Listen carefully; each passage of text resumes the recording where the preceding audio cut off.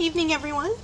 I am finishing another challenge. I'm really getting my challenges knocked out. I had a whole bunch of them I wanted to do, and I think I've gotten 3 done today, maybe 4, I don't remember. Anyway, super fun. I like challenges. I think they're fun.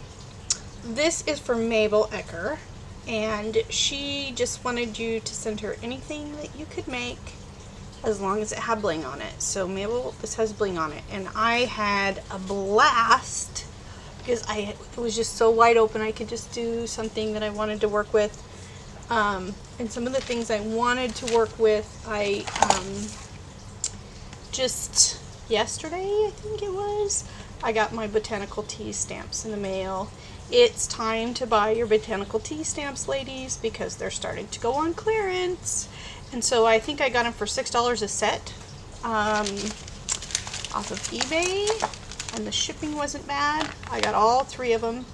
And you know what happens once they go off clearance? There aren't many left out there. They get rare and then they shoot up in price, and so I wanted to get them while they were an excellent price, and they were.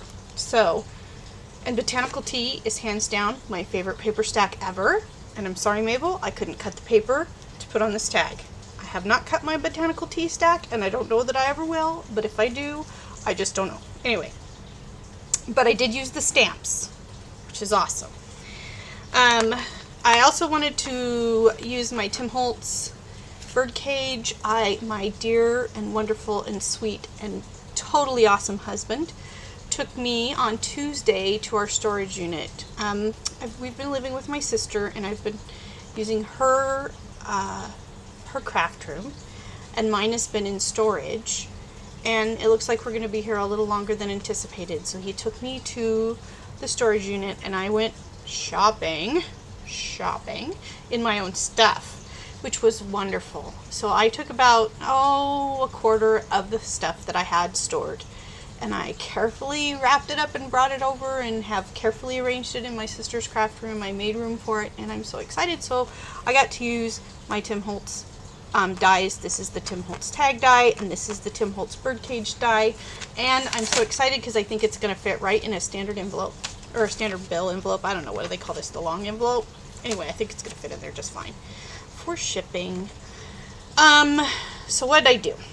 Oh, another thing I really wanted to use, which I got to use, was the new peacock color of Tim Holtz ink, the peacock feathers. I had just gotten that recently, and maybe it's not new to y'all, but it's new to me, and I just thought it was so pretty. And I used my shabby shutters, which I got out of storage, and I used my peeled paint, and I used some wild honey, and I used a touch of Salty Ocean, which is also very new to me. And yeah, I think that's all the inks I used.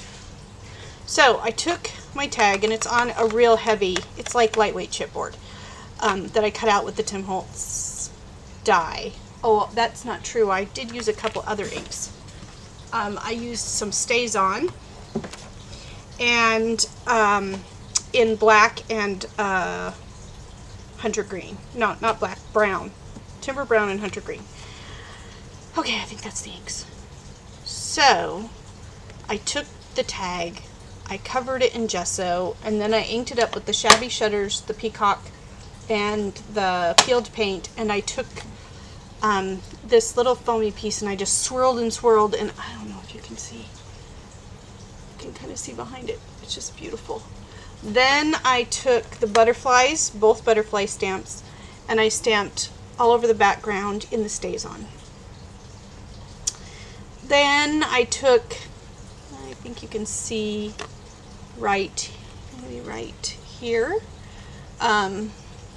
There's like a lattice work stamp in that collection, and I took it and I stamped it in Versamark and embossed it in gold here and here, and then down all along the bottom here. And then I took I took my Tim Holtz bird cage, and I had this sort of soft blue paper, and I cut out the bird and the cage.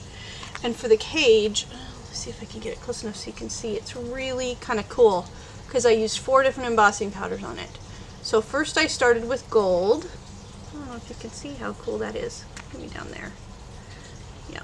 First I started with gold, and then I used, and I just put in little areas, and then I used white, and then I used, and just a little bit around, and then I used wasabi green, and the white and the green were Stampin' Up! Ones.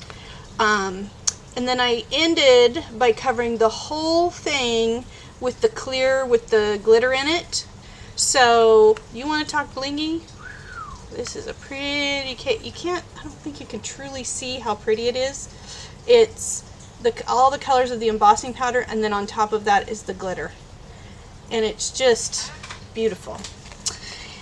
Then I watercolored my little birdie with my peacock feathers, and actually I think I used walnut stain and the salty ocean and the wild honey for the beak and the legs. And I took the stamps right here from the collection. There's some stamps, right? They're stamps of stamps, postage stamps. And on this one, I put it in the shabby shutters, and then I rocked it in the wild honey so it has a bordering of the wild honey around. And on this one, I used the peeled paint and then the peacock feathers. And then, what else did I do? This was laying on my table, just cut in half, just sitting there. So and this is a Spellbinders die, by the way. So I inked it up with the wild honey.